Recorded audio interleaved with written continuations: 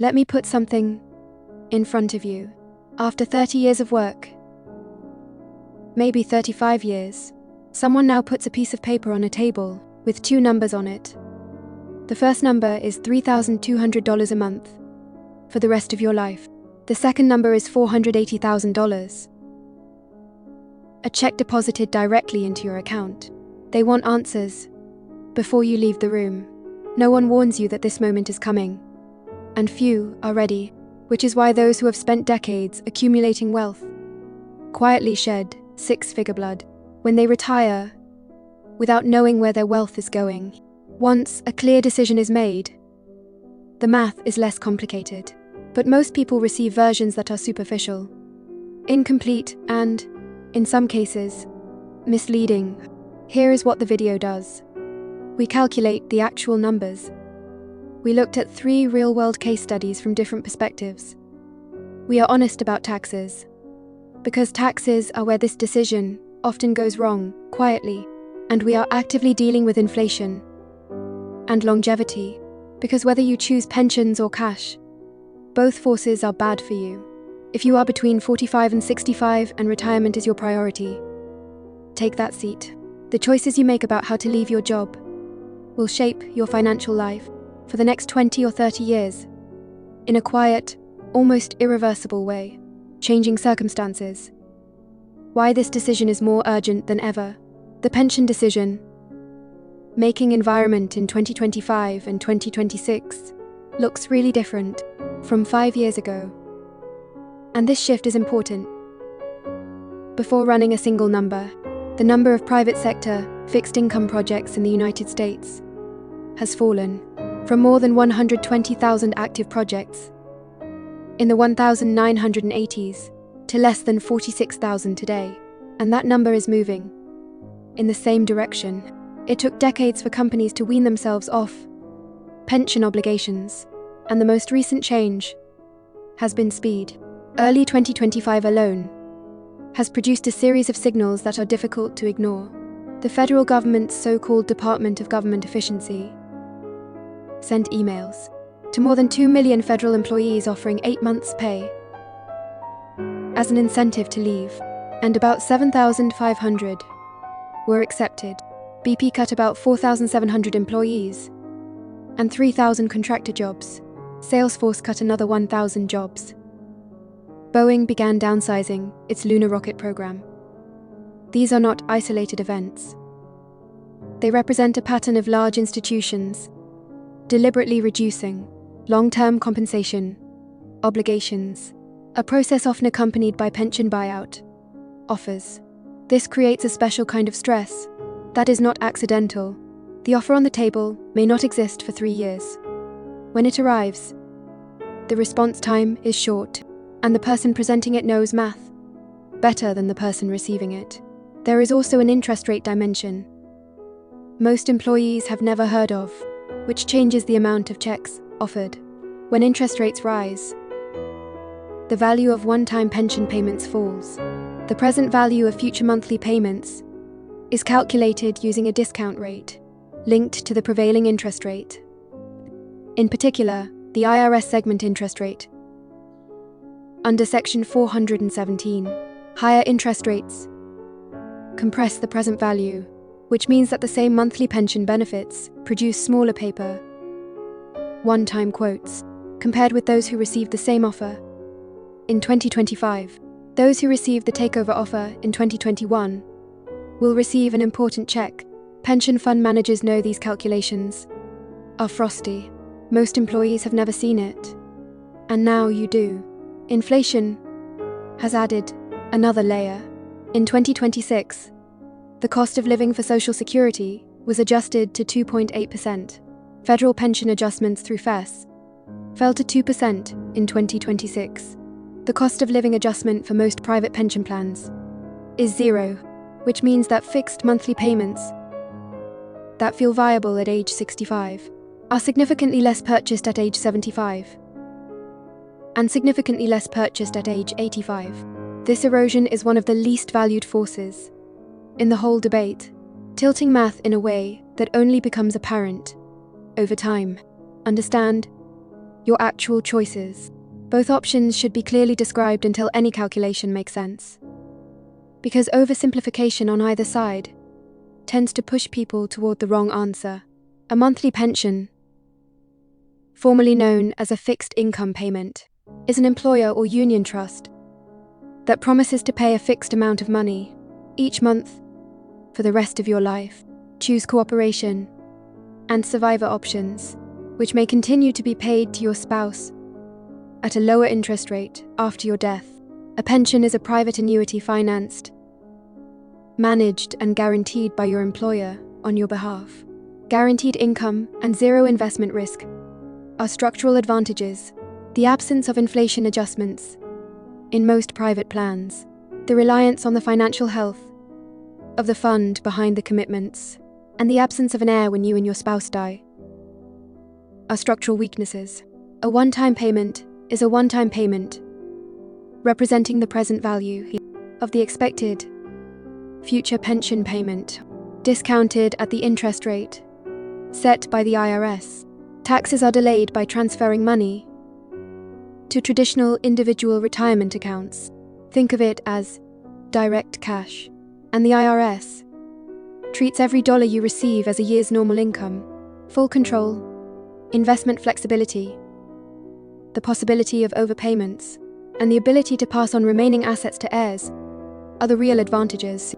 The real risk is that investment risk falls entirely on your shoulders, the possibility of real savings, and tax exposure that can be punished if not dealt with seriously. Neither path is absolutely good. Anyone who expresses it this way will skip the really important part: how these variables interact with your specific situation. The next framework is how to understand this. Math, 6% test, and break-even calculation. Most of the analysis here is done with two tools, both simple enough to run in about 2 minutes with the correct number in front of them.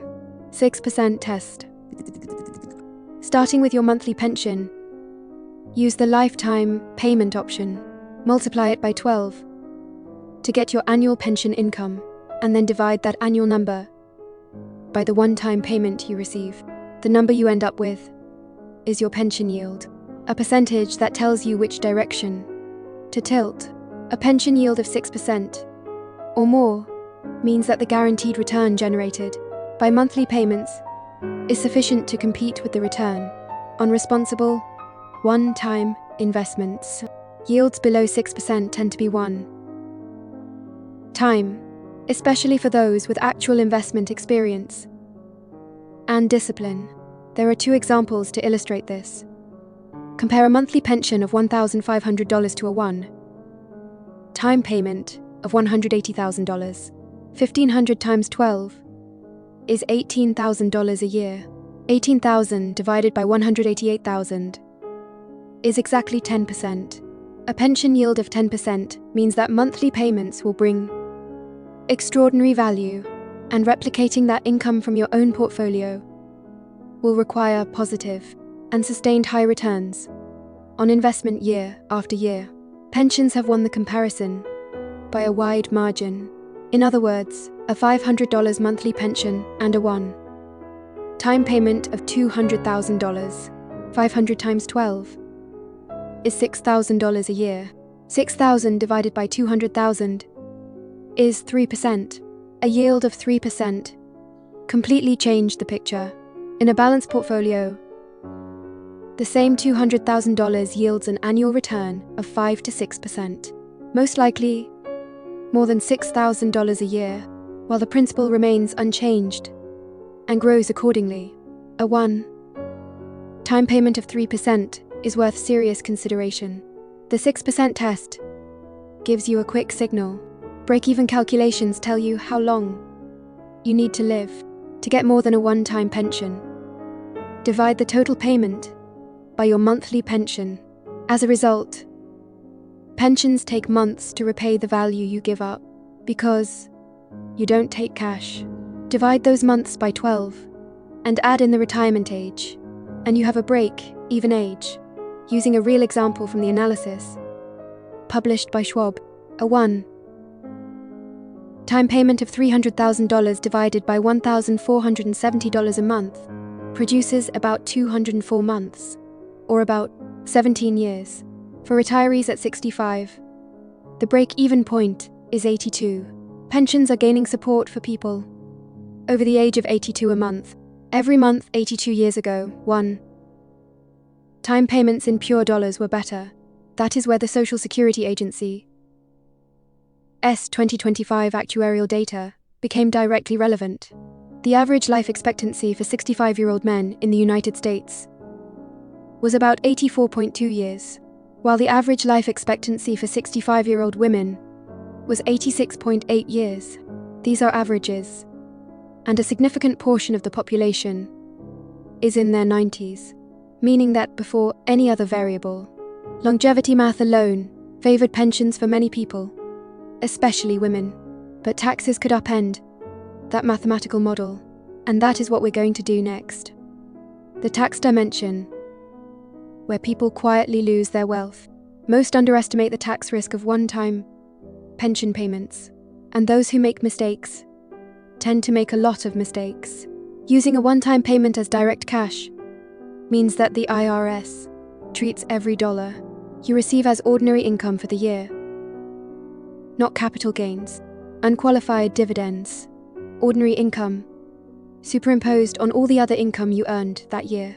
The federal income tax classification for a single filer in 2025 is as follows: 10% to $1.159.25, 12% to $4.88.47.55, 22% to 103.35%, 24% to 190.77.3, 32% to 25.5%, 35% to 62.69.35%, 30 to 7%.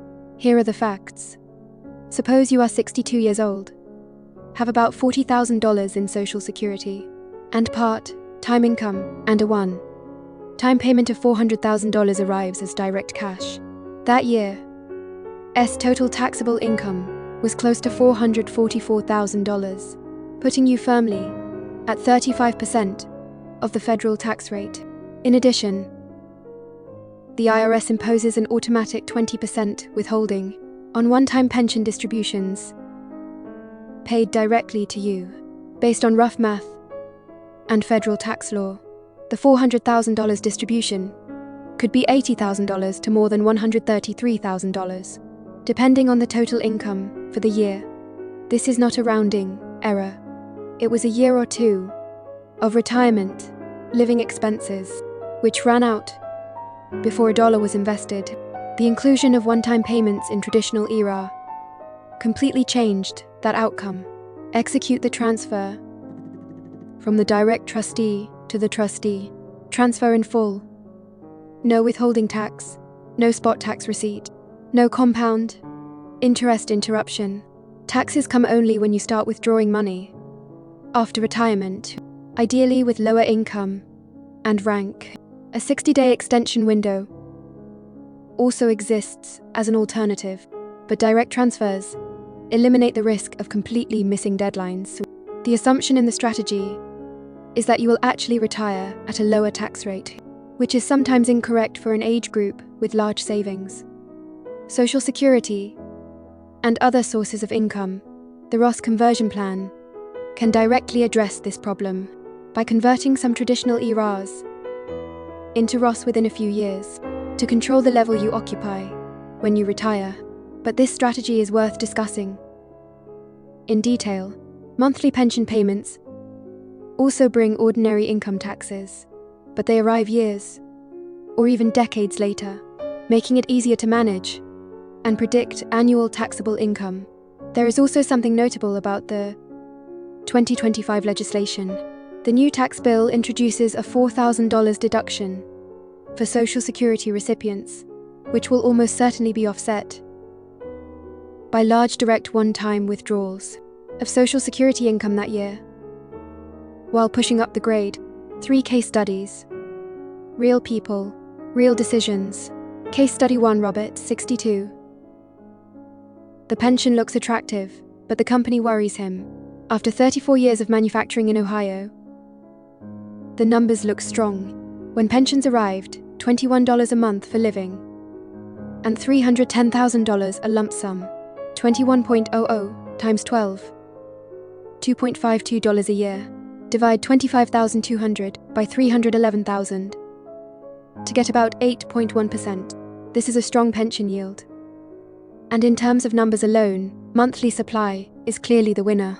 But the companies behind the promises have been struggling financially and have a history of underfunded pension obligations, creating risks that the original yield numbers themselves cannot capture. For Robert, the most important question is whether the PBGC covers his plan, and the answer is yes. Most private sector fixed income plans are covered by the PBGC, with a maximum monthly guarantee of about $3,500 for 62-year-olds in 2025, much higher than Robert's $2,100 benefit. Reports continued. Robert also needs to understand that when a PBGC acquisition occurs, it involves a process that takes time and introduces administrative uncertainty, even if the final payment amount is protected.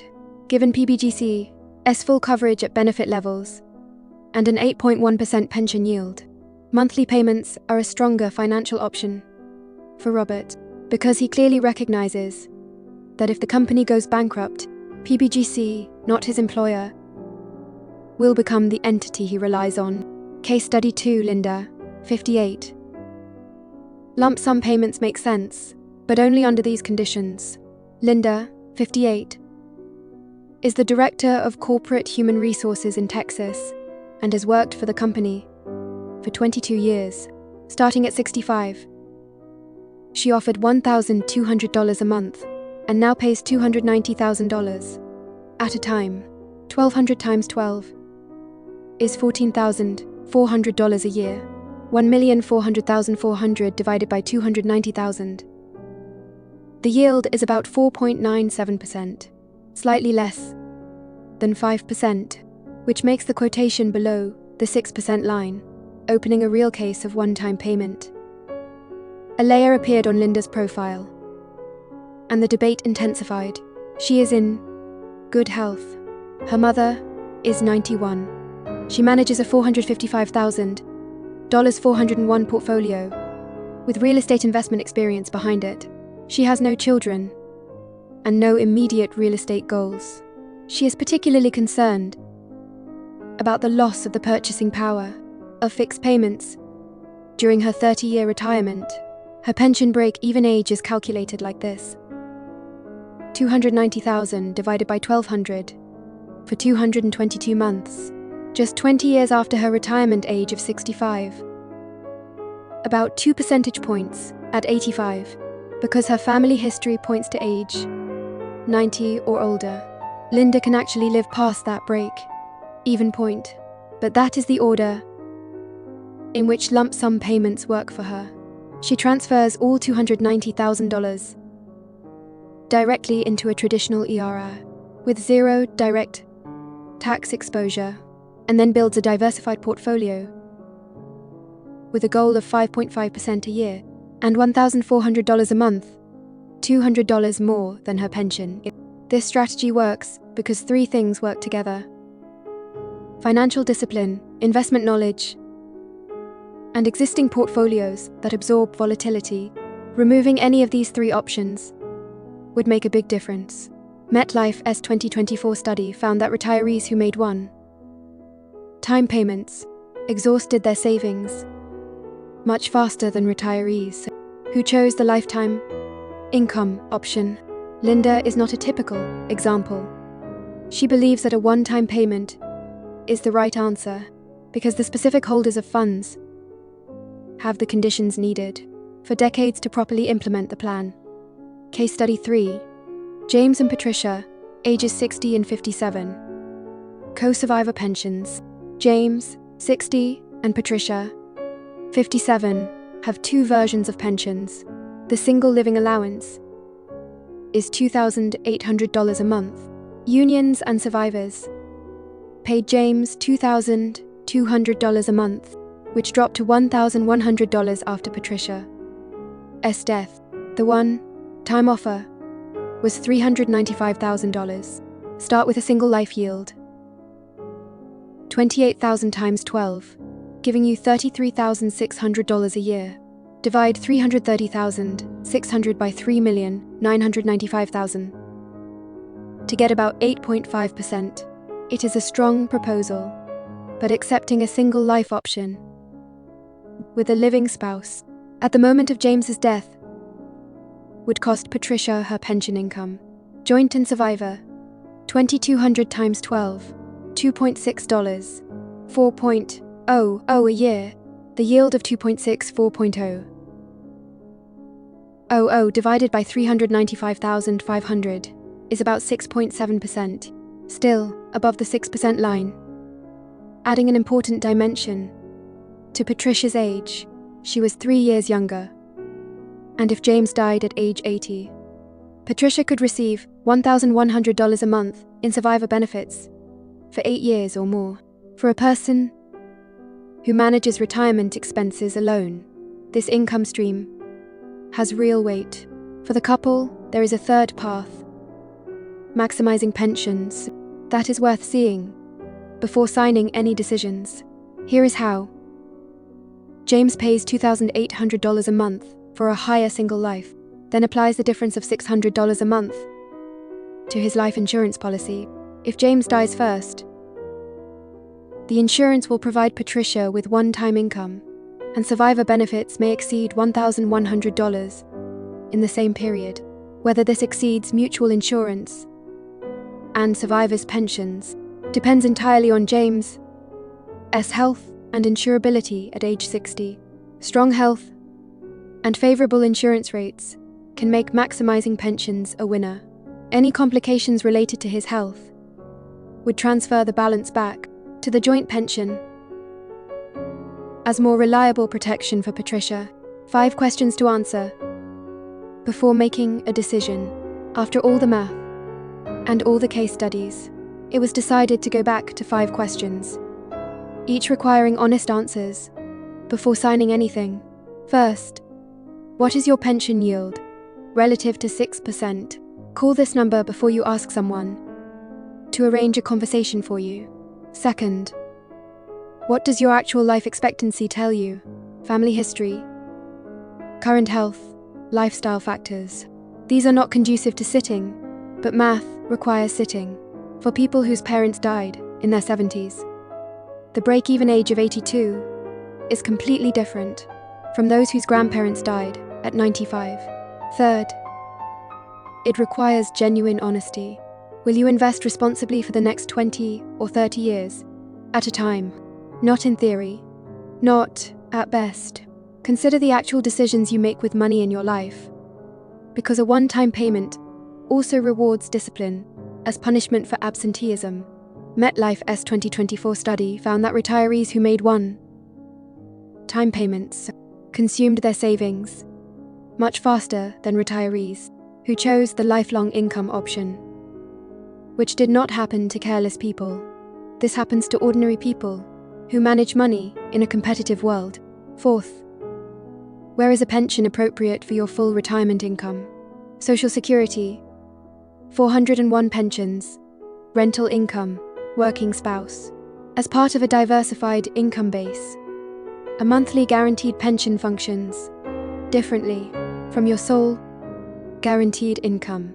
When a portfolio pays a basic monthly fee while processing everything else, the actual value of that monthly payment may exceed the value that any yield calculation can measure separately. Fifth, what is the financial stability of the fund behind the offer? Employers are required by law to send this information, which is included in their annual funding notices. Federal pensions or well-capitalized union funds contain risk profiles. A smaller private company with a history of debt financing shortfalls, even backed by PBGC protections, would bring another. Closing. This is where everything lands. Anyone who tells you to always pay a lump sum or always pay a pension either adds a commission to your response or doesn't actually count both? The answer lies at the intersection of your pension yield, your health, your financial record, your spouse's situation, your tax exposure, and the strength of the fund that made the commitment.